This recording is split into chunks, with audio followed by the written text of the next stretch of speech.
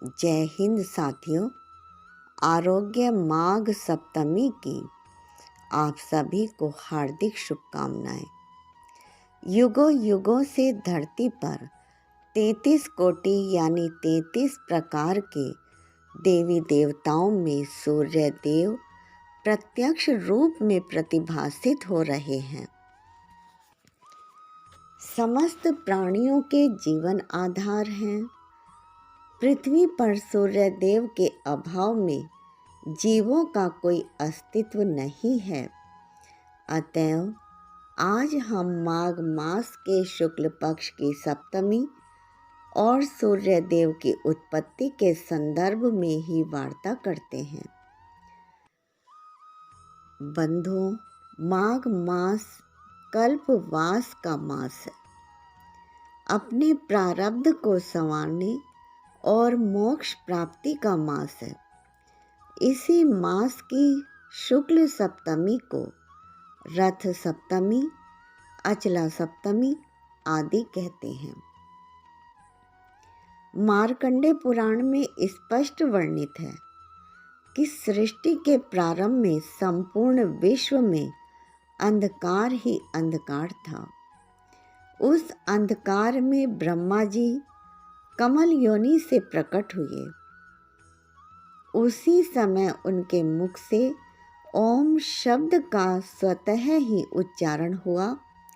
यह ओम ध्वनि ही सूर्य के तेज का सूक्ष्म रूप था। तत्पश्चात ब्रह्मा जी के मुख से चारों वेद प्रकट हुए और ये चारों वेद ओम के तेज में समाहित हो गए। आकाश में दिखने वाला यह सूर्य इसी ओम का स्थूल रूप है, परंतु चारों वेदों के सम्मिलन से यह तेज इतना अधिक था कि संपूर्ण सृष्टि भस्म हो सकती थी। इसी कारण ब्रह्मा जी ने सूर्य देव से अपने तेज को कम करने के लिए विनती की। ब्रह्मा जी के आग्रह पर सूर्य देव ने अपने तेज को कम कर लिया।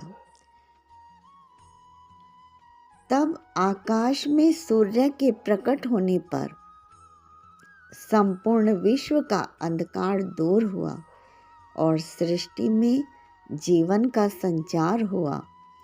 इसी कारण ज्योतिष शास्त्र में सूर्य को नवग्रहों का स्वामी माना जाता है। सूर्य के 12 नामों में से एक नाम आदित्य भी है।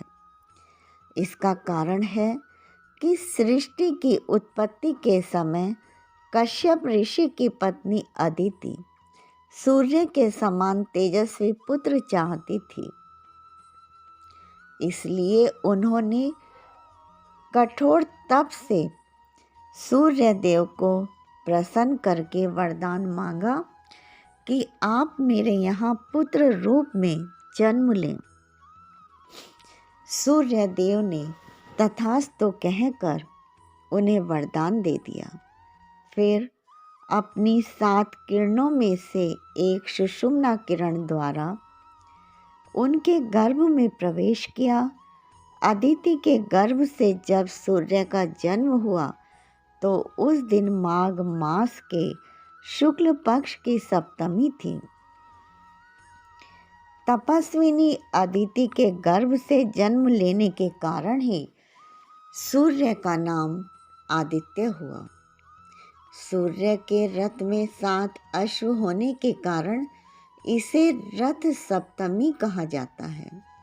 इसके अतिरिक्त इस महत्वपूर्ण तिथि को आरोग्य सप्तमी, विधान सप्तमी, अचला सप्तमी और माघ सप्तमी भी कहते हैं। सूर्य देव के रथ में गायत्री, भ्राति, उष्णिक, जगति, त्रिस्तप, अनुस्तप और पंक्ति नामक 7 घोड़े हैं, जो 7 दिन और 7 किरणों के प्रतीक हैं। सूर्य देव के रथ का पहिया संवत्सर वर्ष का प्रतीक और उसमें लगी 12 तीलियां 12 महीनों के प्रतीक हैं। रथ सप्तमी के संदर्भ में एक पौराणिक कथा भी है कि जब सूर्यदेव को खड़े खड़े बहुत समय बीत गया तो उनके पैर थक कर दुखने लगे। उन्होंने भगवान विष्णु जी के समक्ष अपनी समस्या बताई तो विष्णु जी ने तत्काल उनकी समस्या का समाधान करते हुए उन्हें रत्न जड़ित सारथी अरुण देव सहित एक स्वर्ण रथ दिया। उस दिन भी माघ मास के शुक्ल पक्ष की सप्तमी ही थी। रथ पर विराजमान होने के कारण इस सप्तमी को रथ सप्तमी कहते हैं। इसीलिए इस दिन गंगा जी में स्नान करके सूर्य की उपासना, सूर्य संबंधी वस्तुओं का दान और उपवास करना चाहिए। ऐसा करने से सूर्य ग्रह से संबंधित परेशानियों का निवारण होता है और जीवन सुखों से परिपूर्ण होता है। सूर्य की उपासना करने से ही श्री कृष्ण के पुत्र सांब का कुष्ठ रोग ठीक हो गया था, जो कि स्वयं श्री कृष्ण जी ने उन्हें शाप दिया था। अतएव हमें निरंतर सूर्य देव की उपासना करके स्वास्थ्य लाभ के साथ साथ अपने नवग्रह में से सूर्य देव को बलिष्ठ करना चाहिए, जिनके कारण जीवन में सुख, समृद्धि और यश की प्राप्ति होती है, शरीर निरोग होता है। जय सूर्य देव, जय सनातन धर्म।